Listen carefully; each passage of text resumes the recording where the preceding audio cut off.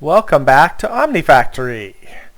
Alright, so since last episode I did a little bit of work with fluids. I have a lot to show you here today.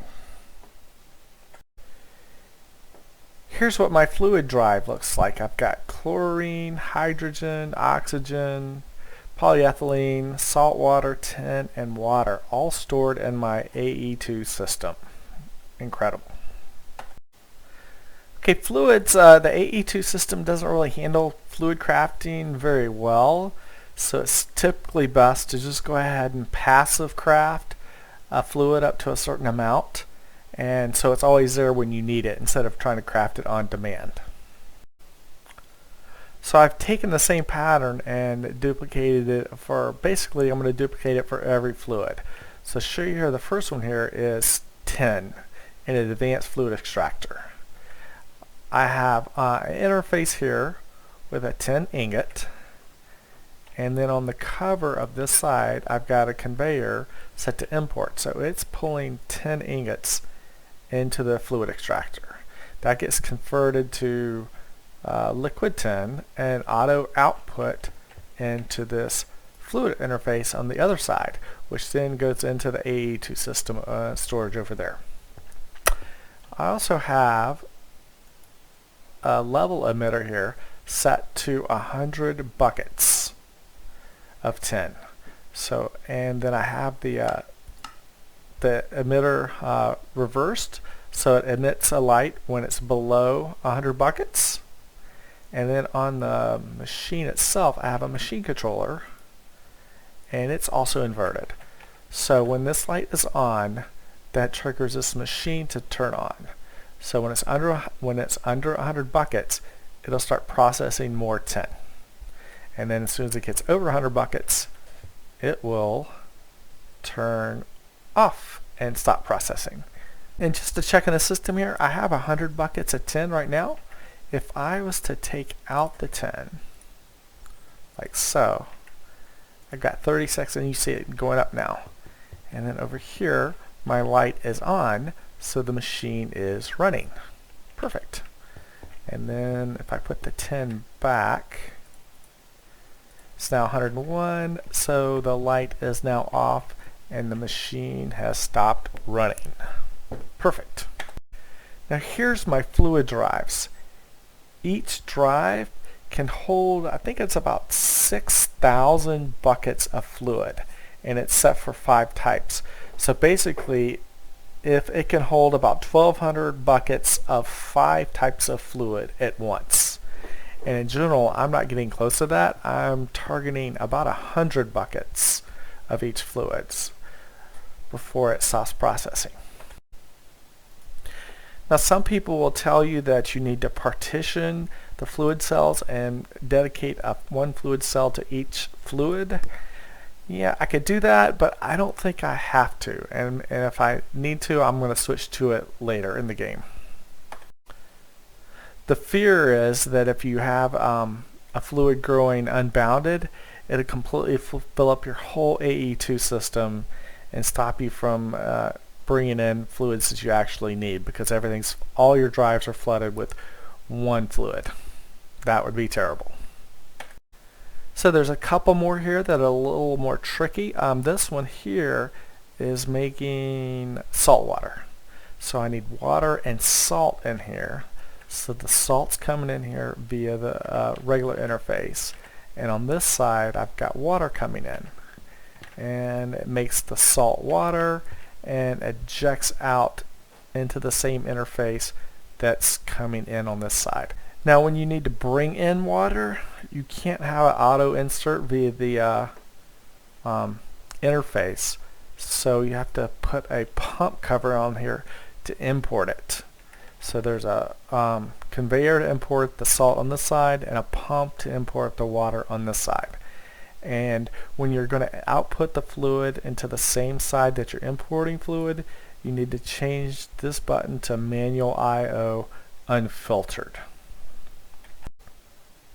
Then on this top one here, I'm making chlorine. I got salt water going into a electrolyzer, and it's just making chlorine, again just like the other ones, with a 1,000 100 bucket limit.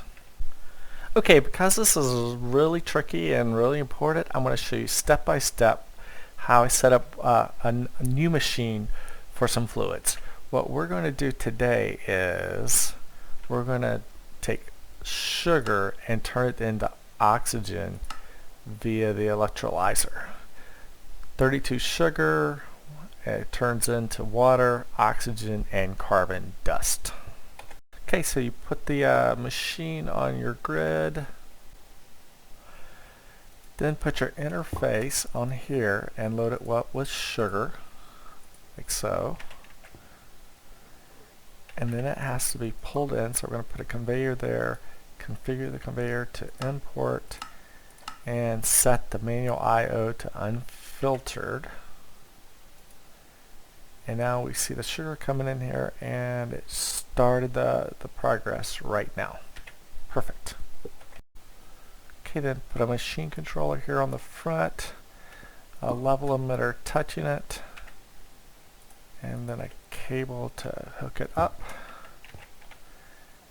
And now we just got to wait for us to get 1 bucket of fluid so we can set our emitter. Okay, here on the emitter, we want to set the put the oxygen there and set it to 100 buckets. And we also want to invert the signal. And then on the machine controller, we want it to be inverted as well. Okay, with the cycle complete, we've got the carbon dust that we got to deal with. We're going to auto eject it back into the regular interface. So set our side like that and set it to like that. Now to get rid of the oxygen and the water, we're going to put a fluid interface on this side, and we're going to take the pump, put it on that same side, and configure it to export. And that should be, yep, it's pumping the two fluids out into our system. And lastly, you need to take your screwdriver and click it to say allow input from output side. And then it'll fill this sugar back up properly. Alright, so that's oxygen automated.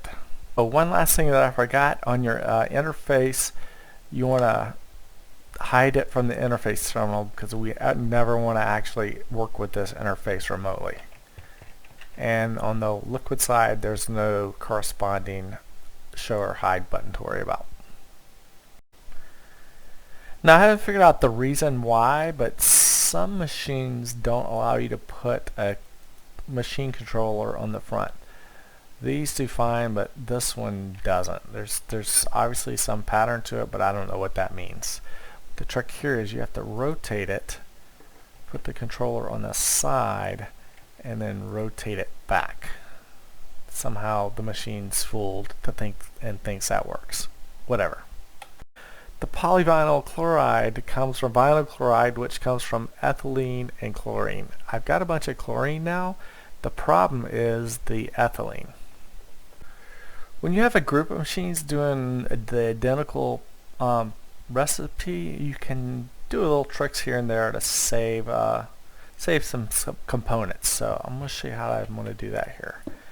I'm going to put the interfaces here on the outside on both of those and configure them all to hold sugarcane. Okay, 8 brewers online. This was a little problematic. I thought I could do it a couple different ways, and I know there's an easy way to do this.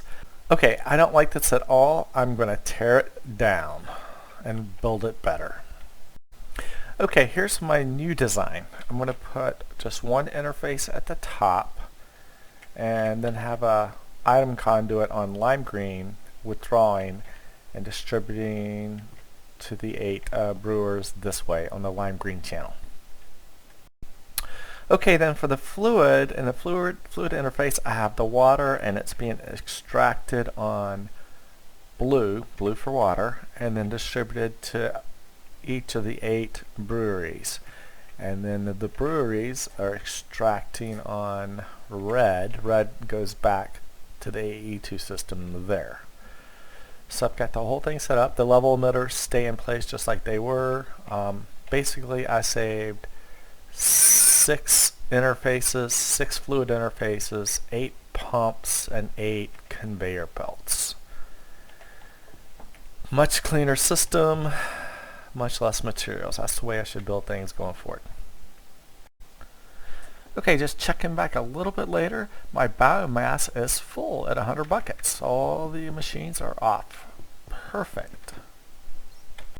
Got a few more things added here. I'm creating sulfuric acid, creating ethylene, and then I ran out of space over here. I'm creating liquid polyethylene. And that replaces all my initial setup over here.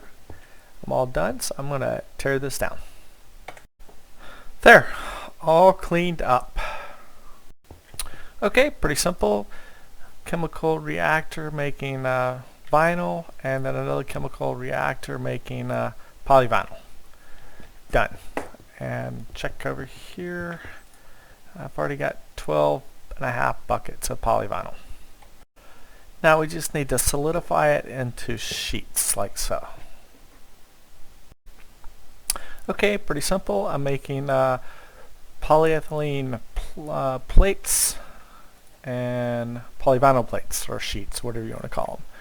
And I've got them set to both to make stop at 1,000, like so. So that about wraps it up how I handle fluids.